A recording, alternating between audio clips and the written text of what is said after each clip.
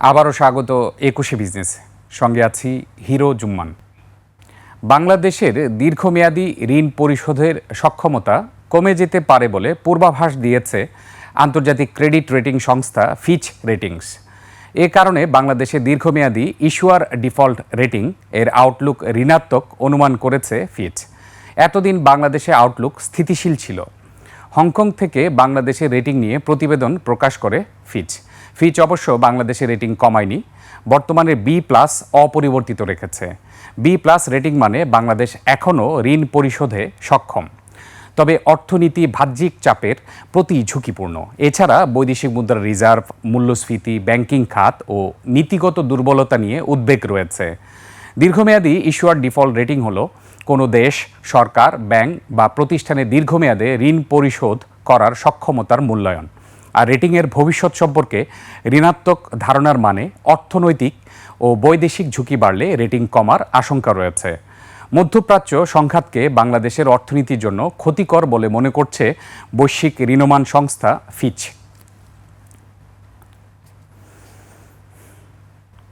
Iran Israel সংকটের জেরে তেলের বৈশ্বিক সরবরাহ রুটে বিঘ্ন ঘটায় এশিয়ায় জ্বালানি সংকটের দ্বিতীয় ধাক্কা শুরু হয়েছে। বিশ্লেষকরা সতর্ক করেছেন, হরমুজ প্রণালী যদি আগামী জুন পর্যন্ত বন্ধ থাকে তবে অপরিশোধিত তেলের দাম ব্যারেল প্রতি $150 ছাড়িয়ে যেতে পারে, যা গত কয়েক দশকের মধ্যে সর্বোচ্চ। ইতোমধ্যেই ভারত, ইন্দোনেশিয়া ও ফিলিপাইনের মুদ্রার মানে বড় ধস নেমেছে এবং ব্যবহারযোগ্য বৈশ্বিক তেলের মজুত আশঙ্কাজনকভাবে কমে 80 কোটি ব্যারেলে ঠেকেছে। বিস্তারিত নাইমা আমাদের ডেস্ক রিপোর্টে। অর্থনীতির ইতিহাস বলে, তেলের সরবরাহ যখনই থমকে দাঁড়িয়েছে বিশ্ব অর্থনীতি তখনই মুখ থুবড়ে পড়েছে। ইরান ইসরায়েল সংঘাতের জেরে এবার সেই ইতিহাসেরই পুনরাবৃত্তি দেখছে বিশ্ব। বিশেষ করে এশিয়ার দেশগুলোর উপর এর প্রভাব পড়তে শুরু করেছে সবচেয়ে বেশি। বিশ্ব বাণিজ্যের লাইফলাইন হরমুজ প্রণালী। বিশ্লেষকদের আশঙ্কা, আগামী জুন পর্যন্ত এই পথ বন্ধ থাকলে তেলের দাম ব্যারেল প্রতি $150 ছাড়িয়ে যাবে। এরই মধ্যে গত 70 দিনে বাজারে ঘাটতি তৈরি হয়েছে 100 কোটি ব্যারেলেরও বেশি। পরিস্থিতির ভয়াবহতা বুঝতে পরিসংখ্যানই যথেষ্ট। জেপি মর্গানের মতে, বিশ্বে মজুদ থাকা 840 কোটি ব্যারেল তেলের মধ্যে মাত্র 80 কোটি ব্যারেল প্রকৃতপক্ষে ব্যবহারযোগ্য, অর্থাৎ নিরাপদ মজুদ ফুরিয়ে আসছে দ্রুত। দ্বিতীয় ধাক্কার প্রভাব এরই মধ্যে দৃশ্যমান। রেকর্ড পতন হয়েছে ভারতীয় রুপি, ইন্দোনেশিয়ান রুপিয়া ও ফিলিপাইনের পেসোর। উচ্চ মূল্যের চাপে বদলে যাচ্ছে যাপিত জীবনও। জ্বালানি সাশ্রয়ে ফিলিপাইন চালু করেছে 4 দিনের কর্মসপ্তাহ। থাইল্যান্ডে এসির তাপমাত্রা 25 ডিগ্রির উপরে রাখার নির্দেশ দেওয়া হয়েছে।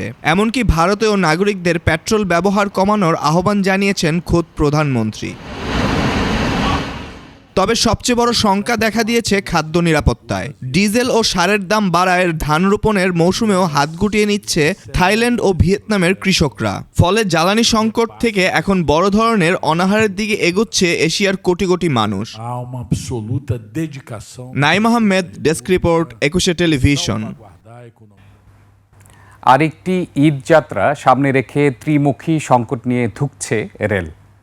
লক্ষ কোটি টাকা বিনিয়োগের পরও কাটেনি ইঞ্জিন ও কোচ সংকট। 51% লোকোমোটিভেরই সার্ভিস লাইফ পার হয়েছে অনেক আগে। কোনোটির বয়স ছাড়িয়েছে 50 বছর, আর বেশিরভাগ সিগন্যালই শতবর্ষী আগের অ্যানালগ। এসব নিয়ে চলছে ট্রেন। যোগাযোগ বিশেষজ্ঞরা বলছেন, শুধু রেললাইন বাড়িয়ে লাভ নেই, প্রয়োজন সঠিক পরিচালনা ও রোলিং স্টকের উন্নয়ন। সিরাত আল মুস্তাকিমের বিশেষ প্রতিবেদন। সাধারণ মানুষের নিরাপদ আর সাশ্রয়ী বাহন রেলওয়ে, তবে বাহ্যিক জৌলুসের আড়ালে এর ভেতরের চিত্রটা এখন চরম দৈন্যদশার। হাজার হাজার কোটি টাকা ব্যয়ে নতুন রেল লাইন হলেও ইঞ্জিন আর কোচের তীব্র সংকটে শিডিউল বিপর্যয়ে নাকাল যাত্রীরা। রেলওয়ের খাতা কলমে মোট লোকোমোটিভের সংখ্যা 298টি, তবে এর মধ্যে প্রায় 90টি ইঞ্জিন পার্টস ও রক্ষণাবেক্ষণের অভাবে অচল। বহরের 51%-এরও বেশি ইঞ্জিনের আয়ুষ্কাল বা সার্ভিস লাইফ শেষ হয়েছে অনেক আগেই। কোনো কোনো রুটে 50 বছরের পুরনো ইঞ্জিন জোড়াতালি দিয়ে চালানো হচ্ছে। শত বছরের পুরনো অ্যানালগ সিগন্যাল সিস্টেম আর অর্ধেকেরও বেশি মেয়াদোত্তীর্ণ ইঞ্জিন দিয়েই খুঁড়িয়ে খুঁড়িয়ে চলছে বাংলাদেশ রেলওয়ে। প্রযুক্তির এই যুগে তার টেনে সিগন্যাল দেওয়া কিংবা রাস্তার মাঝখানে রেলের ইঞ্জিন বিকল হওয়া এখন নিত্যদিনের চিত্র। ফলে কোটি কোটি টাকা খরচ করে রেল লাইন তৈরি করলেও ইঞ্জিন সংকট এবং সিগন্যাল জটিলতার কারণে গতিহীনতা সাথে শিডিউল বিপর্যয়ে ভুগছে বাংলাদেশের এই যাত্রী পরিবহনের গুরুত্বপূর্ণ খাতটি। রেল কর্তৃপক্ষ বলছে সংকট কাটাতে হাত গুটিয়ে বসে নেই তারা। বহর আধুনিকায়নে নতুন ইঞ্জিন আমদানির কাজ চলছে জোরে সোরে। পুরনো ইঞ্জিনগুলো মেরামত করে সাময়িক সময়ের জন্য যাত্রী সেবা নিশ্চিত করছে রেল কর্তৃপক্ষ। আমাদের ফ্লিটে যতগুলি লোকোমোটিভ আছে এর 50%-এর বেশি আয়ুষ্কাল উত্তীর্ণ। আমাদের আসলে দরকার হলো গিয়ে প্রায় 200 লোকোমোটিভ। আমরা শর্টেজে আছি, যার ফলে আমাদের সার্ভিসটা অতটা আমরা কাঙ্ক্ষিত মানের দিতে পারছি না। শুধু ইঞ্জিন নয়, সিগন্যাল ব্যবস্থায়ও চলছে সেই ব্রিটিশ আমলের শতবর্ষী প্রযুক্তিতে। এখনও বহু জায়গায় ম্যানুয়াল সিগন্যাল ব্যবহার হচ্ছে, যা দুর্ঘটনার ঝুঁকি বহুগুণ বাড়িয়ে দিচ্ছে। সাথে জোড়াতালি দেওয়া ইঞ্জিন তো আছেই। অনেকটা বুড়ো হয়ে গেছে যে লোকোমোটিভগুলি, এটা দুর্ঘটনা প্রবণ, এবং এই কারণে আমরা অনেক সময় দেখি রেল কিন্তু এখন দুর্ঘটনায় পড়ে যাচ্ছে। এইভাবে আসলে আপনি সেবা দিতে পারবেন না, এবং এত বিনিয়োগ হওয়ার পরেও আমি মনে করি সেবা এবং গতির দিক থেকে রেল কিন্তু এখনও তলানিতে আছে। কোচ ও ইঞ্জিনের এই তীব্র ঘাটতি কাটিয়ে এবং সিগন্যালিং ব্যবস্থার আধুনিকায়ন করে রেলওয়ে কি পারবে একটি নিরাপদ ও শিডিউল বিপর্যয়হীন সেবা নিশ্চিত করতে? আসন্ন বাজেটে সরকারকে আসলে কৌশলী হতে হবে, বিনিয়োগটা রেল খাতে হতে হবে, এবং সবচেয়ে আমি মনে করি যে পরিচালনা খাতে বিনিয়োগটা হওয়া উচিত। সিরাত আল মুস্তাকিম, 21 টেলিভিশন, ঢাকা। বেইজিংয়ে বৈঠকে বসেছেন মার্কিন প্রেসিডেন্ট ডোনাল্ড ট্রাম্প ও চীনের শি জিনপিং।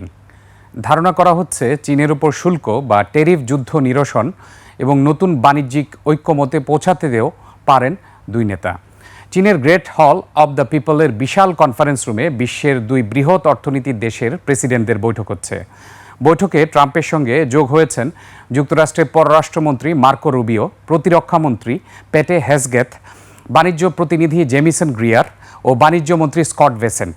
বৈঠক সম্পর্কে মার্কিন প্রেসিডেন্ট ট্রাম্প জানিয়েছেন, চীন ও যুক্তরাষ্ট্র ভালো বন্ধু, সম্পর্ক আরও সমৃদ্ধ করার কথাও বলেন তিনি।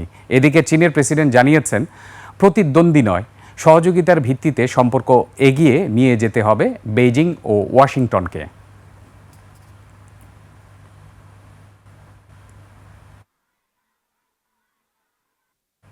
এবার এশিয়ার প্রধান শেয়ার বাজারের খবর।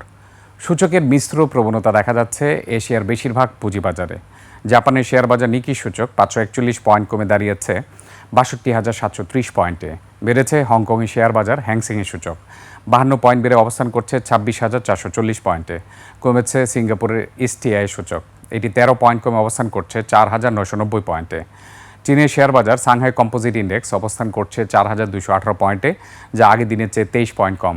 বোম্বে সেন্সেক্স 30 ইন্ডেক্সে দেখা যাচ্ছে ঊর্ধ্বমুখী প্রবণতায়। সেন্সেক্সের সূচক 695 পয়েন্ট বেড়ে অবস্থান করছে 75,304 পয়েন্টে। বেড়েছে থাইল্যান্ডের থাই স্টক এক্সচেঞ্জের সূচক, এটি 7 পয়েন্ট বেড়ে অবস্থান করছে 1,524 পয়েন্টে। দর্শক, নিচ্ছে একটা ছোট্ট বিরতি। বিরতির পর দেশের এয়ারলাইন্স খাত পরিস্থিতি নিয়ে আমরা কথা বলবো ইউএস বাংলা এয়ারলাইন্সের মহাব্যবস্থাপক কামরুল ইসলামের সঙ্গে। ততক্ষণ আমাদের সঙ্গেই থাকুন।